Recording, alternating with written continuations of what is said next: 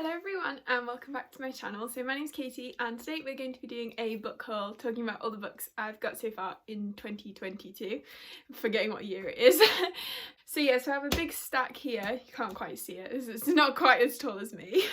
Oh no, it's about to fall over. Maybe I'll just an idea. I haven't been too crazy with the book buying in 2022, which is probably a good thing because I have quite a lot of books already, but I have acquired quite a few over the course of the past 5 months or whatever, so I'm very excited to talk about them all today. So let's just get started. First book we have, I'm a bit of Sarah J Maas trash, even though I don't talk about it much.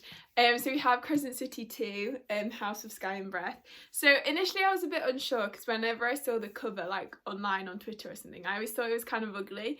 But actually when I saw it in person, I thought it was quite pretty. And I have the first one like physically. So I tend to try and like to keep books like I buy them all in the same format. So like if I've listened to the audiobook of the first one, then I'll get the second one on audio, or if I've got the hardback of the first one, I'll try and get the second one in hardback, that type of thing. So I wanted to get this one. I haven't read it yet. I have heard kind of mixed things, but I feel like, and it is huge. I don't know how many pages it is. That's 748, so yeah, over like 800 pages, which is quite a lot. But I mean, Sarah J Maas books always read really quickly. Look at those end pages; they are very pretty. There's nothing on the cover. And I did enjoy Crescent City. It's not my favourite Sarah J Maas book ever, but I liked it. It kind of gave me like in a really weird way Zootopia vibes, and I love that film. So I'm kind of looking forward to this one. We'll see what I think of it, and even if I hate it, it's an experience. So yeah, I'm gonna look forward to reading that one. Okay, so then next we have She Gets the Girl by Rachel Lippincott and Alison Derrick, and this is so cute. The cover is so pretty, and initially I'd only seen the US cover, but then I saw, and I really like the US cover, but now the UK cover is really grown on me as well. So yeah, look at that yellow spine, and I love all the just little flowers. They're so pretty. And I haven't read this one yet, but I'm very excited to. It's like a sapphic YA rom-com, which sounds so cute. The two authors are wives, which is so cute. So I think it's like set in college, and there's these two girls who are trying to help each other like get their crush or get their ex-girlfriend back type thing. So they team up to try and help each other, but then they end up maybe falling for each other. So that sounds really good. I'm looking forward to seeing what happens. And I'm sure it'll just be like a really cute, quick, fun time. But yes, I'm looking forward to this one. Next, so we have two, they're the same book, so we got The Arc of Misrule by Heather Walter. So this is just the arc. I love arcs because they're so floppy. And then the publisher sent me both of these. They sent me the finished copy, which I was very shocked and grateful for. I really like the spine for some reason, I don't know, and this is the cover. I think it's Aurora on the cover there. This is book 2 of Malice. Let's see if there's any, no, there's nothing exciting on the, what it's called? The naked cover? Yeah. And this is a Sapphic Sleeping Beauty retelling. And I have actually read this second book now. Just read it a few days ago. So we'll talk about it in my wrap up. But it was very good. The series is kind of told from the POV of the villain, which is quite interesting. And in this one there's a lot of like dark courts and like magic and stuff. It's really cool. So I definitely recommend this series, and it's a very pretty cover. So then next we have books 2 and 3 in one of my favourite series. So we have The Archive of the Forgotten and The God of Lost Words. So that's The Archive of the Forgotten cover. I like the like ink blots. And actually if you read the book, that's very relevant. And then God of Lost Words. I love this cover so much, like the autumn leaves and the books, and I just think they all look so good together. Like, and I also have Library of the Unwritten, which I've had for quite a long time. But like they're just so, I don't know, they go well together. And I really love this series. This is what I was talking about before, wanting them all in the same format. I actually originally had Archive of the Forgotten on audio. And then I was gonna get God of Lost Words on audio, but then it was so annoying because the audiobook like never came out in the UK. So, and I couldn't wait. So I wanted to get the physical copy, and I'm really glad I read it physically because it was still really good.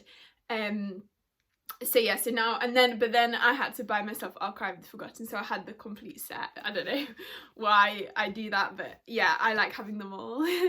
And yeah, this is a really great series. We're following this like Hell's library, so it's no, there's a library in Hell basically, which is the library of the unwritten, so all books that haven't been written yet like live there, and the characters can like come to life and things. And the librarian Claire, and she has her assistant Brevity, and then one day one of the characters from one of the books escapes, called Hero, and he runs off, and then they have to try and track him down. So that's kind of what the first book's about, but then it just becomes this really sweet like fan family. And in the second and third books they're kind of dealing with like threats to the library. So yeah, it's just also good. I'd really recommend it. Oh, I just can't get over this cover, so pretty. And yeah, God of Lost Words is just, there's so much, like, this is just like the perfect series for book lovers. Like, there's so many quotes and things that are just, oh, so good. So yeah, would highly recommend. And it's got polyamory. I can't remember if I mentioned that or not, but anyway, worth mentioning again if not. Okay, so then got some Sanderson purchases. So I got Dawn Shard, which I already read when it first came out, like just before Rhythm of War on audio, but I wanted to get the physical copy, which just came out in the UK, and it's actually, I love the cover, it's so stunning. I don't know, it's kind of very gold and reflective, so it keeps like going off on camera, but it's just so cool. It's like this sunrise or sunset, I guess it's sunrise because it's dawn, and then these like shards. Yeah, it's just very pretty and very cute. The only slight thing is, so Edge Dancer is like square, whereas this is like curved. So I think it's because they have different publishers. So this is Titan and all the others are Gollancz. So I don't know why this one was published by Titan, but anyway, it's very cute. Oh, look at that! It's a very cute little book, and I love the Stormlight Archive. I'm like, if you didn't know, my channel name is named after the Stormlight Archive. So it's probably my favourite series of all time. So yeah, obviously wanted a physical copy of this. And this one follows a character called Ryson, who's kind of a fairly minor character in the series, but I love her story in this one, and it's like ships, and like it has a slightly different vibe, I would say, to main Stormlight. It's like almost this like ghost ship, and it's really cool. And like there's like a sapphic ship. It's not really canon, but it's canon in my head. And yeah, I just really enjoyed the whole story, so it's really good. So I'm excited to have a physical copy of that one. Also got Skyward Flight, which is huge. I was not expecting this to be this big. I don't know, and it's not even big writing either. Blimey, it's over 600 pages. But they're like audiobooks. They're both all about like they're all like only 5 hours. So, and I would say this looks longer than like a 15-hour audiobook. I don't know. But I wanted, well, I'd listened to all the Skyward books on audio, but I kind of wanted this physical copy because the audiobook narrator is different. So I thought I might as well just get them physically, and then you don't have to buy like 3 separate audiobooks. They're all in one book. I just take the £4 sticker off. It was more than £4, £4 off. Would have been good if it had been £4. Yeah, so I think in this one we're following some of the side characters from the main Skyward series, well, side/main, just not Spencer. So Jürgen, who I love, FM, I think, and what her name, Alanik, the like alien character. So I'm looking forward to seeing more of their stories. Yeah, and hopefully we'll see more Mbot and stuff, because I love Mbot. Let's see if there's any art or anything. It's probably just a page of artwork. There's Jürgen. We love him. Yeah, and I think they'll be like, let's find it. Yeah, there's FM. Oh, I love her as well. And then you got this nice end pages art there. So it's a very pretty book overall, and I'm very excited to read it. I'm going on holiday in like a week or 2, so I'll probably take this one with me and read it, because yeah, love a bit of Sanderson. So yeah, so that's that one. Okay, then next we have, you've probably heard me banging on about this series recently, but so I got books 2 and 3 in the Nightrunner series. So this book 2 is Stalking Darkness and book 3 is Traitor's Moon, and I have actually read the whole series now, which I love this series. It's another one of my like favourite fantasy series now. And I love these. So I only have the first 3 physically because the like covers changed halfway through the series, and to be honest the second half of the covers are a bit ugly. So I just listened to them on audio, but the audiobooks are pretty good. Although they do make the 2 main characters, Alec and Sergil, they sound kind of pretty much exactly the same on the audio. But it's fine. But yeah, I really love these like old-timey fantasy covers, so I wanted to get them. And yeah, I just really love this series. It's just like high fantasy. The characters are all so much fun. There's a lot of like shenanigans and like skullduggery and like sneaking around, and it has a like the main 2 characters are in a relationship which is a queer male relationship, which is great, especially since this was like written in the 90s, which is really impressive. Very ahead of its time. And it's just, I don't know, I really like it because it's just like a normal like relationship. I don't know, it's just very supportive, and so I like it. And there's lots of sort of magical adventure and things, so yeah, I love it. They're so like, the ring light just reflects off them, but yeah, would highly recommend. Okay, they're my little babies. Okay, then next we have a book which I got in the Waterstones like after Christmas sale, and this was only like, it was half price already, and then I don't know if I had like a voucher or some credit or something, but I ended up getting it basically for free. So yeah, so that is The Boneshard's Daughter by Andrew Stewart, which is, no, The Boneshard's Emperor, which is the sequel to The Boneshard's Daughter, which I also have. I really love this series, and the spines are so pretty as well. Let's see if there's any end page art here. No. But yeah, so I really love this series. There's lots of amazing characters, especially like I feel like the second book like really stepped up the game from the first one. There's this adorable little otter kitten thing called Mephi, who is the cutest bean ever. Like the whole series is just infinitely better because of Mephi. And so in the first one, there's they were kind of following out 2 main characters. So Lynn, who's the Emperor's daughter, and she is trying to sort of not quite overthrow her father, but like undermine her father by so they have these like bone constructs which are made of bone, and they're powered by these like little temporal bone things. I don't know if it's temporal bone, but anyway, somewhere in the head. And so they can kind of like scribe the bones to do what they want. So like Lynn's going around trying to replace all these bone constructs with like her instructions. And then we're also following Jovis, who is like this grumpy smuggler who the islands, because it's called like the Drowning Empire, I think, and it's like an arpeggio.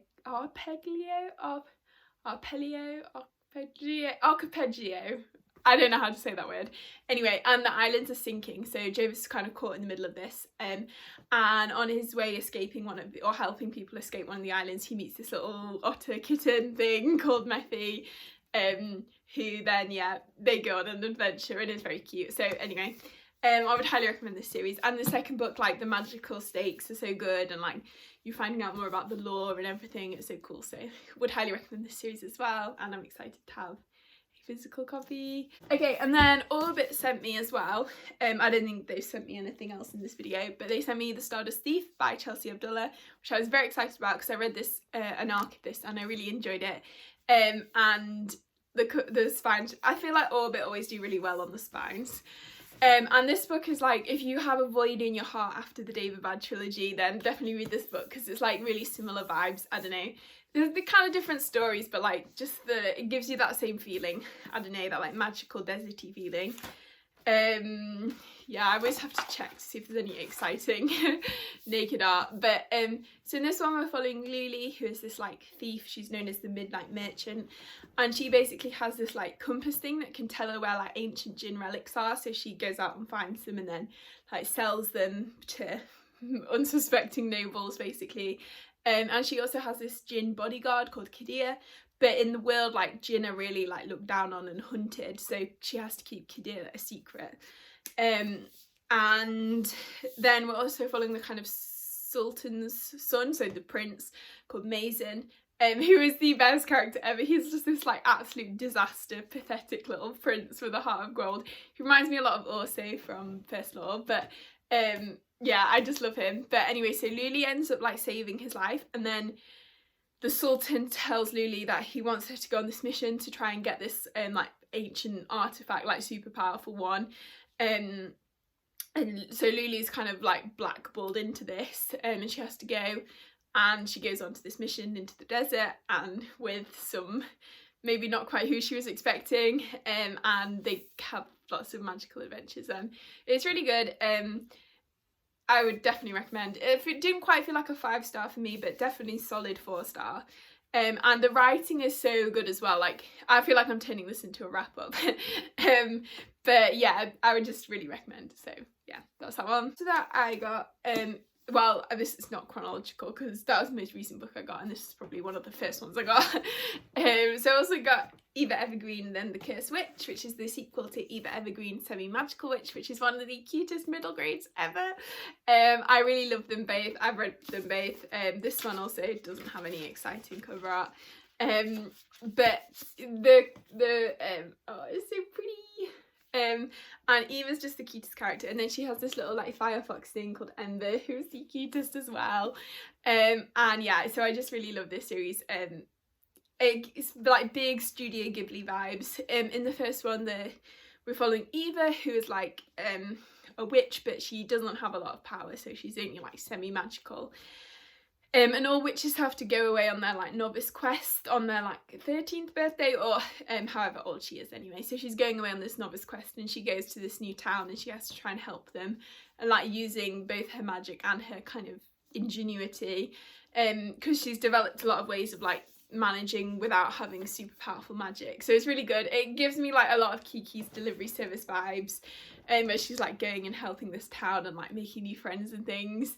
So yeah, I would just really recommend. It's very cute, very heartwarming, and just like, yeah, I love middle grade. So that's that one. Okay, and then lastly we have a couple of gifts, which is so exciting. So the first one we have is Wilder Law, The Weeping Tide, which the lovely Nicole from Nicole and Her Books sent me for Christmas. So it arrived a tiny bit late, but it was coming from, well, a book depository, which we all know is not the most reliable place in the world. I know actually it didn't even come out till February, so yeah, it must have been a pre-order. Anyway, so yeah, so this is another middle grade series which I absolutely love. The first one's called The Accidental Apprentice. The covers for these are also really stunning. And yeah, in the first one we're kind of following this character called Barkley, who unwittingly bonds with this like mythic beast thing, who's kind of basically a wolf. And they have a fancy name, but and in his like town, which is like completely unmagical, is seen as like really bad. So Barkley's kind of chased out, and he has to go and join these like law keepers in this like magical woods. And there he has to sort of like train his wolf, and also at the same time is competing in this like tournament to try and be paired to like a mentor. So it's really fun. It's like How to Train Your Dragon kind of, and like a tournament, and just a lot of things I really love. And Barkley's such an endearing main character. And then the second one is really good as well, kind of dealing a bit more with like so they go to, the first one's like kind of set in the woods, whereas this one's sort of set in the sea and like an oceany environment. And it's a lot of, there's kind of a discussion as well about sort of like what's the term, like climate change, but sort of ocean conservationism maybe. So yeah, I would really recommend this one for kind of all ages. I think it would be good for like middle grade, but you also get a lot out of it as an adult. So yeah, it's just really cute. So love this series as well. So thank you, Nicole. And then also the lovely Maddie from Book Browsing Blog, who I also love, sent me Legends and Lattes by Travis Baldi. So this cover, oh, it's so pretty. It's probably the thing that like made, when I first saw the cover on Twitter, then it instantly like just made me want to read it. And she sent me this as a like congratulatory present for passing my exams and being a qualified doctor, which I'm still super excited about, even though it's been like nearly a week since I found out. But anyway, so yeah, so this one I'd already read on my Kindle, but I really wanted a physical copy because I loved it so much. And it's just the perfect book for like if you just need like a break from reality, and it's so cozy and like comforting. And I think I said in my review it's like ASMR in book form, which it kind of is. It gives you that same like calm feeling, I don't know. And yeah, so following Viv, who's like an orc, and she's like retired from her life of like being a mercenary, and she just wants to set up this coffee shop. So she travels to this new city, but no one there has ever heard of coffee, so it's just basically her setting up this coffee shop, and like various different things keep thwarting them. And yeah, it's so cute and very wholesome, and just, yeah, a delightful time. So I would really highly recommend this as well. And I'm so excited to have a physical copy. So yeah, so that's all the books in this haul. Some very exciting books which I'm really glad to have in my collection. So yeah, I hope you all enjoyed this video. Let me know in the comments any books you've got recently and you're excited to read, or books you got recently because you love them on like ebook and you really wanted a physical copy. So yeah, if you enjoyed the video, please give it a like and consider subscribing if you haven't already. And I hope everyone's having a really great day, and I will see you next time.